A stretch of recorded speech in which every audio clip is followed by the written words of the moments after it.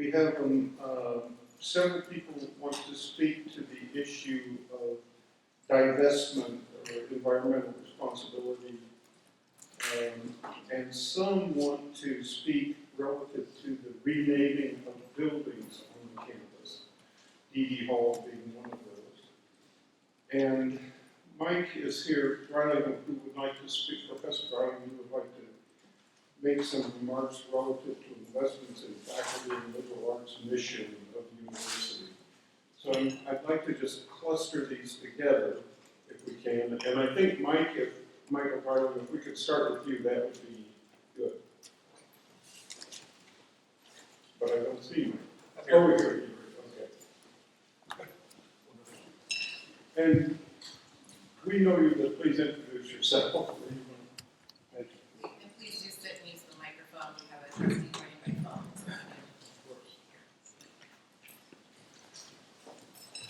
Thank you. Greetings, everybody. Thank you for this time. This is it's great to be here just the day after President Schill's investiture. It was really a great honor to see and participate in that event. So for many of you there, it was great. I'm Michael Dryling, as some of you know. I'm also a professor in sociology and also the president of United Academics. I'm here to I think I speak to a couple things. I mean, as trustees, I think you have such a heavy responsibility in terms of guiding our institution, not just, of course, in the year or 2, 3 ahead, but really for the generation ahead. And I was recently looking through the E&G financial budgets for fiscal year 17, and I think the numbers in terms of salary and benefits for all staff and faculty included are a positive direction. I think that those numbers, which are a point above inflation, a point and a half above inflation, are a good indication that we're on a path that is investing in the staff, of whom are the kind of backbone of the university, who, of course, are the major asset of the university, and who make this place really work. And so that kind of positive movement forward in compensation as well as expansion of staff and faculty is the right direction. I just wanted to applaud that. I wanted to speak to what I think and I hope is a continued investment in the core resources and assets of this institution, which are the staff, the faculty, and the OAs who make sure that our students are receiving is the best education, best research opportunities, and best avenues to participate in that research as graduate students and undergraduates in the years ahead. So I hope that projection is able to be sustained for many years. I did also want to speak to, and I'm just doing this out of sympathy for the cause. I have colleagues here at the University of Oregon. I think everybody knows that the University of Oregon has an incredible array of faculty who are addressing questions of climate change. The risks of climate change, the issues, litigation around climate change risks. Mary Wood was in the law school, for example, has led very inspiring initiatives there. The science behind climate change, right? You have cutting edge scientists in physics, in geology, and geography, in chemistry, who do research really on the actual science of climate change, its implications. And we also have sociologists, geographers, anthropologists, who look at the social implications and risks and dislocations associated with climate change projections. And in all of these, and in other fields that I haven't done justice to really capture, one of the fundamental things that I think our students who attend this university walk away with is an understanding that this is a serious problem. When 11 of the last 12 months are the hottest months on record over a 140-year period since we began measuring it. When NASA's latest science data, it's just very clear that this is driven by increased CO2 in the atmosphere. The divestment movement is an effort to say, this is serious. We need to pay attention, not just for the immediate politics of the situation, but for the welfare of future generations that will inherit this institution. And I think what these students have done here is take that educational opportunity, have honored the science that they've been exposed to.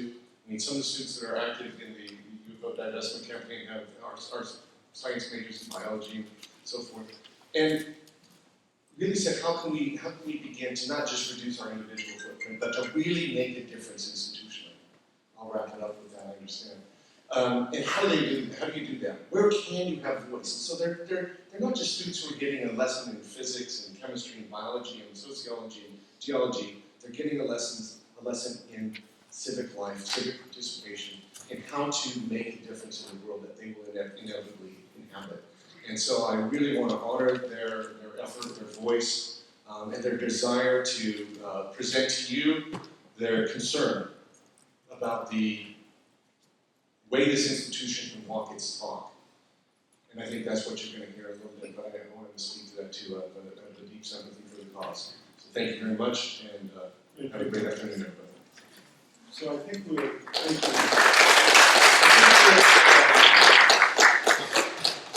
Let's start with this, it looks like they're all students who signed up to talk about divestment, so I'll try to just go in the order in which you signed up. Let's start with Matt Stevens.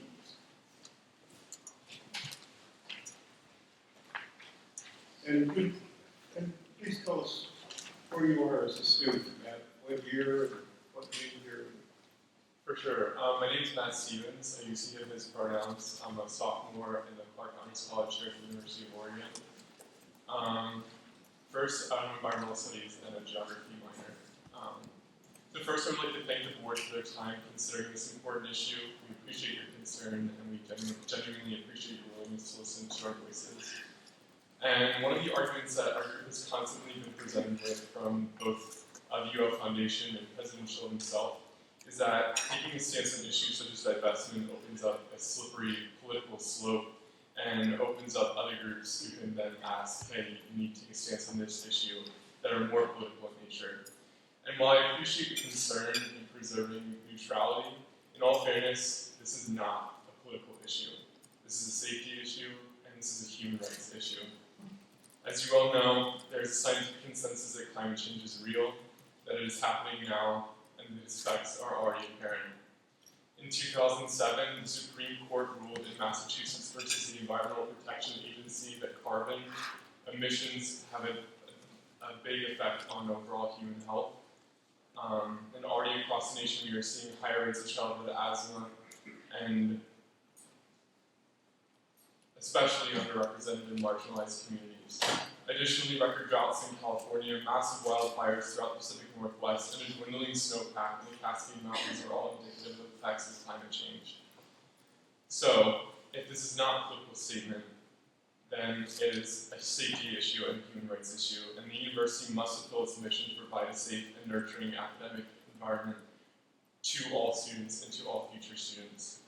So how can the university fulfill its mission to provide a safe and nurturing academic environment when the millions of dollars the foundation has invested in the fossil fuel industry are directly contributing to the proven adverse effects of human health?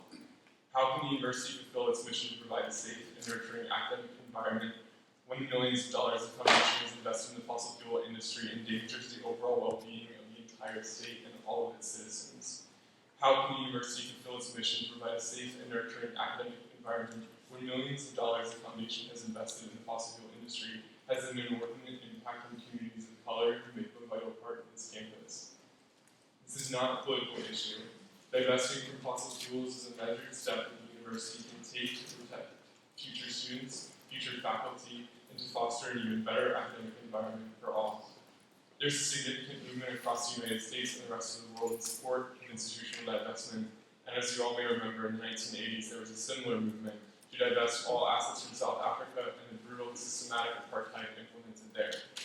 Here at the UO, a group of activists not so different from all of us urged the university to break ties with South Africa, ending their relationship with the country until it abolished apartheid. Similarly, the UO chose not to take a political stance and face significant negative media attention and a tarnished reputation. We do not have to repeat our mistakes of the past for the sake of our generation, for the sake of future students, and the global community as a whole, please sell your investments in fossil fuels, urge the foundation to sell their investment in fossil fuels, and don't take a political step, but rather take a necessary step to protect and preserve our campus community and learning environment for all of our students. Thank you for your consideration.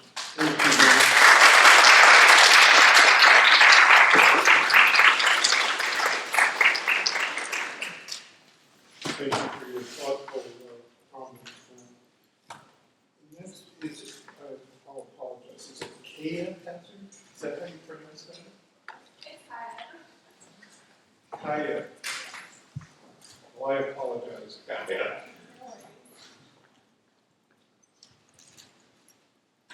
Hi, my name is Kaya Hazard. Again, I just wanted to reiterate what Matt said. Thank you so much for your time and your openness to hearing what we have to say. So I'm a graduating senior. I'm an environmental studies major, Spanish minor. And I just kind of wanted to explain how we got to this point and how we've really grown our campaign over the last few years. I have been one of the campaign coordinators of the Divest campaign for the past 2 years. So when this campaign started before me, it was really just two guys who basically went to the foundation and were told, no one cares about this issue, come back when and if you found support. And that's exactly what they did. So in the spring of 2014, the ASUO passed a ballot resolution in which 73% of students voted in support of divestment, and that was basically when divestment was unknown. That wasn't a common thing that you heard on campus like it is now. And then in winter 2015, almost 18 months to the day ago, the University Senate passed a unanimous resolution calling on the foundation to agree to divestment within 6 months and to become fully divested within 5 years. Again, there was no response from the foundation, even with the unanimous vote. So then this year, as you may have seen on the news or read about in the paper, a group of us sat inside Johnson Hall for 10 weeks with nearly 30 of us on the first day. And we were endorsed by Naomi Klein, a leading expert in the field. Yet we received basically no statement from the administration until they grew fed up with us and went through scheduling and campus ops in order to remove us and our sign. So after multiple unsuccessful meetings with a representative from the foundation, in which we were told not to say the word divest, and after unsuccessful meetings with the administration, we gathered nearly 1,000 petition signatures in just the past few weeks from fellow students. It was a student-centric petition, and all of these students are urging you, the university, and the foundation to take a stance against fossil fuel companies, stand with students, and really take this step with us to secure our right to have a future, both us and the generations that come after us. So again, thank you for your time. Thank you.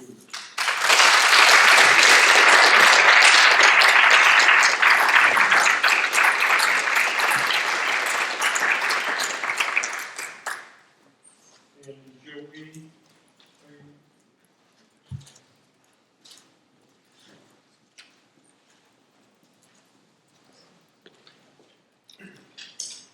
My name is Josiah Knope. I'm a sophomore at the University of Oregon, and as part of Climate Justice League, I work on the Divest UO campaign. Today, I'd just like for us to recognize that there are over 500 institutions that have committed to partial or full divestment, and these include pension funds, health-related institutions, there are faith-based groups, there's a few for-profit corporations, there's government organizations, locally, such as the City of Portland and the City of Eugene, which are both committed to full divestment. And I suppose most pertinent to this discussion, there are foundations which make up 120 of the total 500, and there's colleges, universities, and schools which make up about 70. And a lot of these consist of smaller private schools, but I'd just like to talk about one school today that seems particularly relevant, and that is the University of Massachusetts, which as of last week pledged to build on its divestment from coal last year and sell all its direct investments in fossil fuels, making it the first public university committed to full divestment. And this is a university that enrolls, like University of Oregon, over 20,000 students whose foundation's endowment is valued at $770 million, less than the endowment here, and a university where student activists mobilize their student body to show their collective support. They fought for the president and board of trustees to take a position on divestment, and this is all while being a major public university in the New England area. So I don't want to be ridiculous and blind that University of Oregon satisfies the same set of conditions as Massachusetts, that it could just commit to divestment in a heartbeat. But I think with more schools that are divesting, Massachusetts in particular, it breathes new life into the issue and the prospect of divestment. And also, I just think we as a community need to take the matter more seriously, like Matt was saying, and establish positions on the issue. Students have taken position through the petition, through a ballot measure 2 years ago. The University Senate has unanimously supported divestment. The President Shield, you've taken a position, and even though it's not in support of divestment, it's a position. And as the next step, I think as students, we're asking for the Board of Trustees to take a formal position, and the least they can do is vote on the resolution for divestment. So that's what we recommend. What's your major? I majored in mathematics at the beginning of this year, and I'm thinking about changing to English.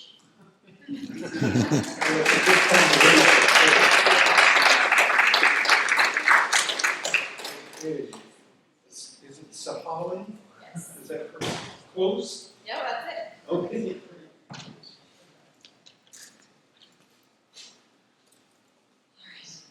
Sahalan McFarland. Yes, my name is Sally McFarland. I'm a sophomore at the University of Oregon. I'm studying anthropology, and I've been involved in the Divest campaign for a few terms now. I'm here to tell you all about an organization that the university recently joined to help make divestment happen. It's called the Multi-School Fossil-Free Divestment Fund, and I'm a representative for the University of Oregon. And it's a compilation of 30 schools that are trying to get their respective universities to divest from fossil fuels.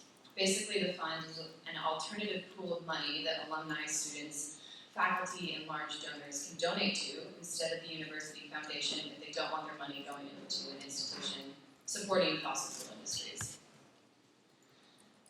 So over time, the fund grows, and by December of 2017, two things can happen. If the university has committed to divestment by this point, it receives all the money collected in the fund, as well as the money from the funds of other universities that do not divest. If the university does not commit to divestment by December of 2017, it loses the chance to collect the money of donor and alumni donations, and that money instead is equally dispersed to universities that have pledged for divestment. The University of Oregon Divest UO campaign has already begun collecting money from faculty and alumni of the U of O, and the fund will only continue to grow. The University of Oregon should view this as a great opportunity to be a leading school in divestment, especially considering we do not just receive the money from our own respective fund, but also the collections of possibly multiple other institutions. However, if the university continues to view divestment as not an option, the money of large donors and influential alumni will instead go to a completely different university. Those investing their money into the divestment fund are making a statement. They're demonstrating that their love and pride in their respective alma maters and places of work go hand in hand with a moral obligation to do whatever they can do to take a stand against the destruction of the earth. This fund provides an alternative resource for individuals that want to support the universities but do not want to support the fossil fuel corporations hiding in their shadows. I will continue to work as hard as I can, proving to these individuals that our university can be as green as they say it is, and can uphold the highest ethical integrity through refusing to support such destructive fossil fuel institutions. Thank you.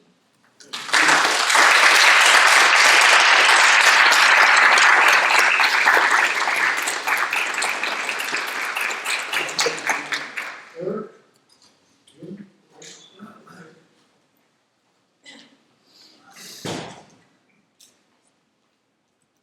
Hello.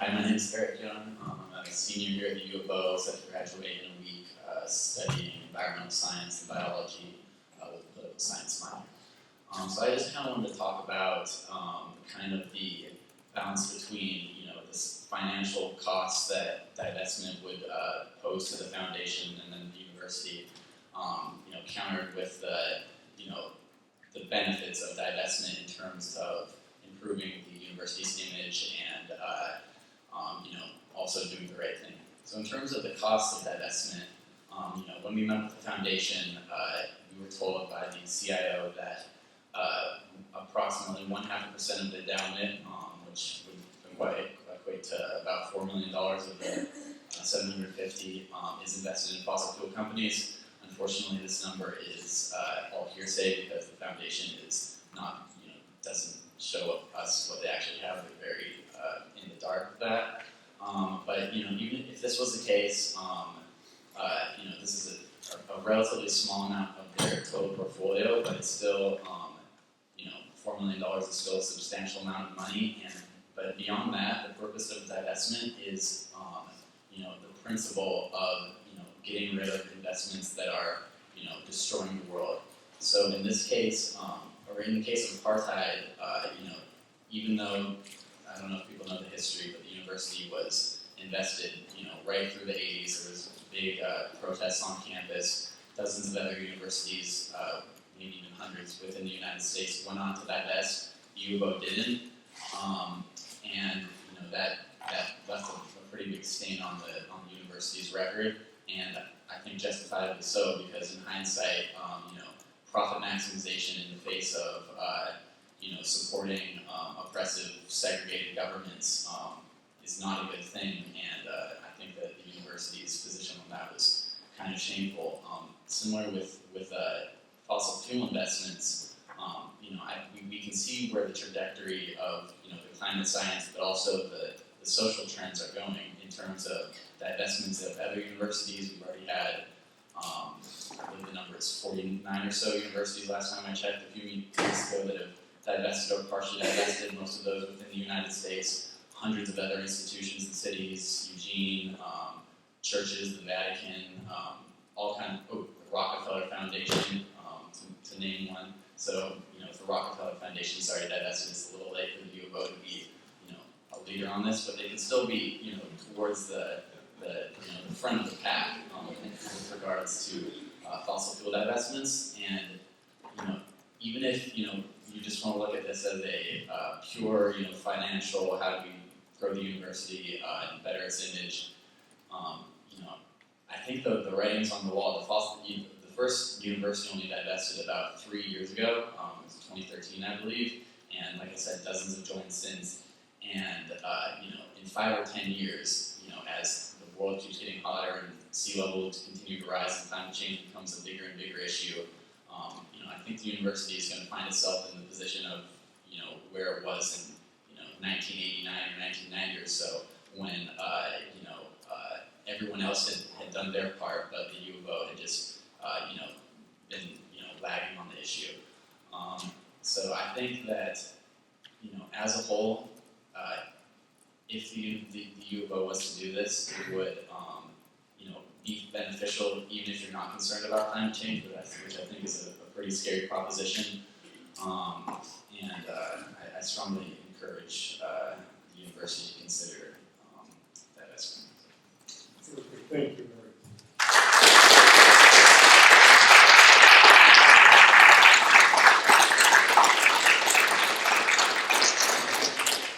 I can't quite tell from what was written on the sign-up sheet, but let's, Paul Ward, are you here? This is either the same subject or closely related. It is actually closely related. I must admit, I did not know this was one of the subjects that they were going to be talking about today, but I'm very heartened because I'm going to be talking about something similar and I think complementary. Perfect. You're a graduate student? I am. My name is Paul Ward. I'm a graduate student in the Department of Architecture here at the university. I'm actually speaking for a number of other graduate students who have similar views. Thank you for the opportunity to talk today. As we've already heard, it seems like a large portion of the UO community cares very deeply about this issue of climate responsibility and how the university is going to comport itself in this manner. I think, at least for the architecture department, many of us came here because the university has a reputation for being a leader in sustainability and in design in that regard. In 2011, the university adopted the Oregon Model for Sustainable Development, which set forth a series of guidelines for how we would build new buildings on campus. Specifically, it capped current campus energy use and committed to being climate neutral by 2050. It's If we want to make good on that pledge, though, we also have to look at how we maintain the existing buildings that we have. One of the opportunities I've had as a researcher here at the university is to work with a number of other scientists, engineers, members of the faculty and staff, and people from operations like maintenance and facilities. And the general consensus of all of these discussions and studies is that the university could save 10 to 20% on its current energy bills through pursuing a comprehensive decommissioning effort. This essentially would go into all of the existing buildings on campus and look at the systems and how they work, improving them where possible and correcting them where necessary. And we would then develop a plan to use those buildings more efficiently as occupants. The Department of Energy actually recently conducted a study. They surveyed something like 643 recommissioning projects in the United States. And the results they found were pretty clear. For recommissioning of existing projects, they found the median cost to be 30 cents per square foot, and the projects would save 16% of the building energy use. Additionally, the projects had a simple payback time of 1.1 years and a return on investment of 4.5 times over the course of 5 years. These projects were much more cost-effective for reducing carbon than offsets or buying carbon credit. And they also have a number of other harder-to-quantify benefits. They tend to lower maintenance costs for buildings and improve the longevity of buildings and the systems in them. They improve building performance, which also helps occupants to be more productive and more comfortable as the air quality and light quality of their buildings are better. From the studies we've done, it seems like the university has both the desire and the expertise in the form of its staff, its faculty, and its students to really go after something like this. And pursuing such an effort would also have a number of other benefits for our institution. It would help the various elements that manage campus buildings cooperate better and address problems more effectively. It would help us respond to future changes in the energy market. And it would enhance university research agendas. We've already seen a lot of research being done in the natural sciences. The architecture department also has a long history of building performance research. And recently, the biology department was actually nationally recognized at a forum in Washington, D.C. for their work on analyzing how microbes grow and operate in building environments. A commitment was made to continue studying that throughout the year. So I think we have an opportunity to address this issue proactively. And in doing so, we can save energy and money now, while enhancing and strengthening a number of the other university facets. Thank you for your time. Can you just tell us again the study you were referencing? So I actually have part of it here. And if you're interested, I work at a lab on campus, and we've done some studies to support, and I have a number of summary of that I can pass out. Is that one of the attachments you've already? It is, yes. Yeah, so we're issuing 2 attachments from Paul. We're actually writing you an email right now. The study itself was conducted by Lawrence Berkeley National Laboratory, and I believe completed in 2009. And they surveyed something like 643 recommissioning projects across 26 states at a variety of scales. Okay, well, let's just make sure. And I can pass the executive summary of that study too as well. Perfect. And if you're interested, there are a lot of people to talk to. Steve Michael, the director of the Office of Sustainability, has been doing this for years. Tony Hardenbrook, the leader of the Central Power Station, is actually currently working on implementing this. And I know that my lab with Charlie Ortiz Brown and Kevin Benden and Moyle in the architecture department has got years of experience in this regard as well. Thank you. Thanks for your comment.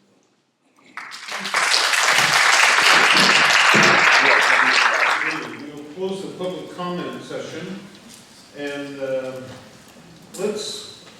Chair Lewis, Yes. would it be appropriate to offer comment from the board on some of what we've heard? I think we decided as a policy that we won't comment during the public comment session, so I think we Well, let me just say I was very impressed by the presentations from the students about divestment. I thought it was earnest, it was very thoughtful, well-reasoned, and I appreciated it greatly. And at some point, I would like the opportunity to respond. Okay, thank you.